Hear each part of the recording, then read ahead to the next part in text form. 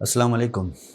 رمضان کے مہینے میں ہم بہت ساری کوششیں کرتے ہیں اللہ کو راضی کرنے کے لیے، اور امید کرتے ہیں کہ اللہ ہمارے گناہوں کو معاف کر دیں، ہماری تمام کوششوں کو قبول کریں۔ اکثر ہمارے ذہن میں رمضان کے وقت سحری، افطار، تراویح اور موقع مل گیا تو شاپنگ، لیکن جب اللہ رمضان کا ذکر کرتے ہیں تو فوراً بعد قرآن کا ذکر کرتے ہیں۔ اگر آپ سورہ بقرہ آیت نمبر 185 پڑھیں، اللہ کہتے ہیں شہر رمضان الذی انزل فیہ القرآن۔ اللہ ہمیں یاد دلا رہے ہیں کہ یہ رمضان کا ہی مہینہ ہے جس میں قرآن نازل ہوا، اور اس مہینے میں ہمیں بھی اپنے رشتے کو قرآن کے ساتھ بہتر کرنا ہوگا۔ جب قرآن نازل ہوئی اس کے 23 سال کے اندر جس طریقے کا بدلاؤ سماج میں ہوا، ویسا انسانیت نے بدلاؤ دیکھا ہی نہیں اور اب تک نہیں دیکھا۔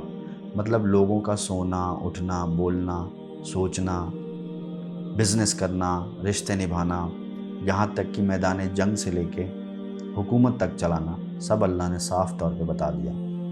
صرف یہی نہیں، ہمیں مقصد دیا کہ ہم اس دنیا میں کیوں آئے، ہماری ذہنیت بنائی تاکہ ہم اپنے آپ کو بہتر کر سکیں۔ لیکن وقت کے ساتھ ہم نے اپنا رشتہ کمزور کر لیا اور ایک اندازہ بنا لیا کہ قرآن میں حلال حرام، جنت جہنم، روزہ نماز، زکوٰۃ، حج اور پچھلے قوم کی کچھ باتیں، اس اندازے کے اوپر ہم نے قرآن سے اپنے رشتے کو کمزور کر لیا۔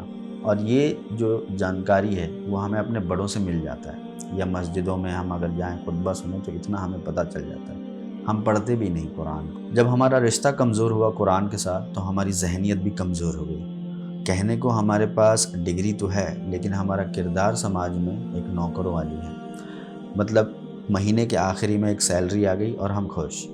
لیکن جن لوگوں نے اپنی ذہنیت قرآن سے بنائی، وہ نوکروں والی سوچ کے نہ بنے، وہ چیزیں بنانے والے بڑے بڑے سائنٹسٹ، میتھمیٹیشین، فلاسفر، یہ سب بنے۔ آپ کو ملیں گے عباس ابن فرناس، ان کے بارے میں کہا جاتا ہے کہ یہ پہلے ایویٹر ہیں جنہوں نے اڑان بھرنے کی کوشش کری۔ آپ کو ملیں گے ابن النفیس، ان کو بولا جاتا ہے the father of circulatory physiology.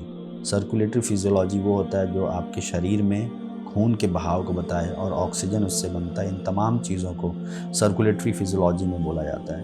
ابن سینا کے بارے میں پڑھیے، ان کو میڈیسن کی دنیا کا بادشاہ کہا جاتا ہے۔ ان کی کتاب ہے دا کینن آف میڈیسن، جس کو کئی بھاشا میں لوگوں نے کیا اور اس سے اپنا فائدہ اٹھایا۔ آپ پڑھیں گے ابن حیثم کے بارے میں، سائنٹیفک میتھڈ بنانے والے یہ، اور ان کی اس ٹیکنالوجی سے کیمرہ آبسکیورا کر کے آیا۔ اگر آپ اس کے بارے میں پڑھیں گے تو آپ کو پتہ چلے گا یہ کیمرہ کی ایسی ٹیکنالوجی ہے جو ابن حیثم کے اسٹڈیز کے اوپر ہے۔ آپ پڑھیے الجزاری کے بارے میں، ان کو بولا جاتا ہے دا فادر آف روبوٹکس۔ آج کی ماڈرن انجینئرنگ ان کے تمام اسٹڈیز پہ بیسڈ ہیں۔ جتنے بھی آٹومیٹڈ مشینز ہیں جو فیکٹریز میں ہیں، کمپنیز میں ہیں، جو اپنے آپ چیزیں بناتی ہیں، اپنا کام کرتی ہیں، وہ الجزاری کے اسٹڈیز کے بیس پہ ہیں۔ آپ پڑھیے الزہروی کے بارے میں، ان کی کتاب ہے التصریف، اس میں انہوں نے 200 سرجیکل انسٹرومنٹس کے بارے میں بتایا ہے۔ آپ پڑھیے جابر ابن حیان کے بارے میں، جو کیمسٹری کے گرو مانے جاتے ہیں۔ آپ پڑھیے فاطمہ الفہری کے بارے میں، انہوں نے پہلی یونیورسٹی بنائی القراویین کے نام سے۔ ایک بندہ ہے جو مسلمان تو نہیں ہے، اس کا نام ہے نیکولس کوپرنیکس، ان کو بولا جاتا ہے the father of modern day astronomy. جو آسمانی دنیا کی جو پڑھائی کرتے ہیں ان میں ان کو father of modern day astronomy بولا جاتا ہے۔ ویسٹرن کلچر میں انہوں نے سائنس لایا، اور اپنی کتاب میں، ان کی کتاب ہے جس کا نام ہے ڈی ریولیوشن بس، اس کتاب میں انہوں نے کئی علماء کے نام بتائے جن کے علم کے بیسس پہ انہوں نے اپنی اسٹڈیز کی۔ وہ علماء کون سے تھے؟ ابن رشد، البتانی، نور الدین البتروگی، الزرقالی اور ثابت ابن قرہ۔ یہ چند نام ہیں، ویسے تو لسٹ ہزاروں کی ہے، لیکن ان میں زیادہ تر آپ کو علماء مل جائیں گے۔ ان لوگوں نے اپنی ذہنیت قرآن سے بنائی، یہ قرآن سے دور نہیں ہوئے، اور دیکھیے آپ دنیا بھر میں ان کے علم کے بیسس پہ بڑی بڑی ٹیکنالوجیز آج ہم دیکھ رہے ہیں۔ اللہ نے قرآن میں بہت ساری چیزوں پہ بات کی ہے، صرف حلال حرام، جنت جہنم نہیں ہے۔ ہماری ذہنیت کو بہترین بنانے کے لیے ہر چیز مل جائے گا۔ پوری دنیا اپنی ذہنیت بیچنے کے لیے کروڑوں روپے لگا رہی ہے، اور ہمارے پاس سب سے بہترین ذریعہ ہے ذہنیت بنانے کا، اور ہم بات ہی نہیں کرتے، ہم لڑ رہے ہیں ایک دوسرے سے۔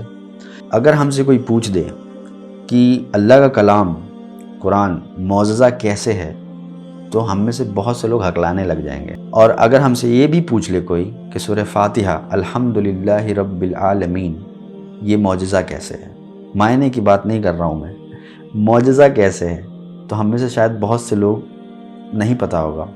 یہ ایک چھوٹا سا مثال میں نے دیا ہے، ویسے آنے والے ٹائم میں انشاءاللہ اور ڈیٹیل میں بات ہوگی، اور کوشش یہی رہے گی میری کہ 10 سے 15 منٹ کا ویڈیو ہو اور اس میں اس طریقے کی چیزیں میں آپ کو بتا سکوں، خود بھی سیکھ رہا ہوں اور آپ کو بتا سکوں میں۔ اور میں آپ کو پہلے ہی بتا دوں، میں آپ کو عربی نہیں سکھانے والا، میں آپ کو حرام حلال اور کون غلط اور کون صحیح، کون جنت جائے گا کون جہنم جائے گا، ان سب چیزوں پہ میں نہیں بات کرنے والا۔ میں آپ کو بس اللہ کا کچھ انداز اور ایسے الفاظ جو اللہ نے استعمال کیے ہیں قرآن میں اور جس کی وجہ سے وہ معجزہ بن جاتی ہے۔ مثال کے طور پہ جب اللہ سورہ بقرہ آیت نمبر 26 پہ کہتے ہیں ان اللہ لا یستحی ان یضرب مثلا ما بعوضۃ فما فوقہا، جس کا مفہوم یہ ہے کہ بے شک اللہ مچھر یا اس سے بھی چھوٹی چیز کا مثال دینے میں حیا نہیں کرتا۔ اس آیت میں بعوضۃ ایک مچھر ہے اور فوقہا کے معنی اس سے بھی چھوٹی چیز کا ہوتا ہے، پر ایک اور معنی ہے اس کا جس کی وجہ سے آپ کو اللہ کے کلام کا طاقت کا اندازہ ملے گا۔ اگر آپ فوقہا لفظ کو ٹرانسلیٹ کریں گے ہندی میں، اس کے اوپر، ہم شاید دھیان نہیں دیتے پر یہ اپنے آپ میں ایک بہت بڑا سائنٹیفک کھوج ہے۔ مچھر پہ ریسرچ کرنے کے بعد حال فی الحال میں سائنسدانوں نے کچھ خاص باتیں بتائیں۔ 2017 کی ایک رپورٹ ہے جو ایک کیڑے مکوڑے پہ ریسرچ کرنے والی سنستھا ہے جس کا نام ہے انٹومالوجی۔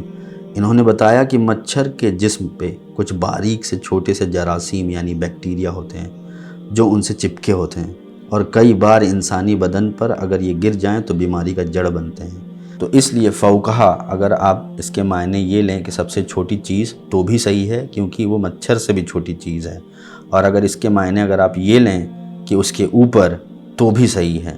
یہ آیات ہزاروں سال پہلے نازل ہوئی ہیں، لیکن آج بھی اگر کوئی سمجھ کے پڑھ لے تو لگتا ہے جیسے بالکل ابھی نازل ہوئی ہیں۔ خیر، ایسا ہی کچھ اللہ کے انداز اور مثال پہ ہم بات کریں گے۔ میرا مقصد صرف آپ کے ایمان میں اضافہ کا ہے، میرے بھی ایمان میں اضافہ ہوتا ہے اگر میں بات کرتا ہوں تو، اسی لیے میں نے یہ یوٹیوب چینل اسٹارٹ کیا ہے۔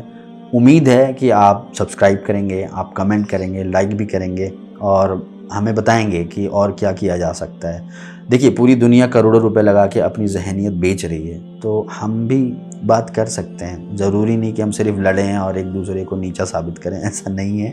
ہمارے پاس بہترین ذریعہ ہے اپنی ذہنیت کو بڑھانے کے لیے، ہم بات کر سکتے ہیں۔ بہت ساری ایسی چیزیں ہیں۔ انشاءاللہ اگلے جمعے ہوگی ملاقات۔ فی الحال کے لیے دیجیے مجھے اجازت۔ السلام علیکم۔ ایسا نہیں کہ میں ہی اکیلا اور پریشان ہوں، ایسا بھی نہیں کہ صرف میں ہی مسلمان ہوں۔ أسمو وأجتاز السماء جلالا فأزيد أسراب الغيوم جمالا وألون الدنيا بأجمل بسمة وأكون للخير العميم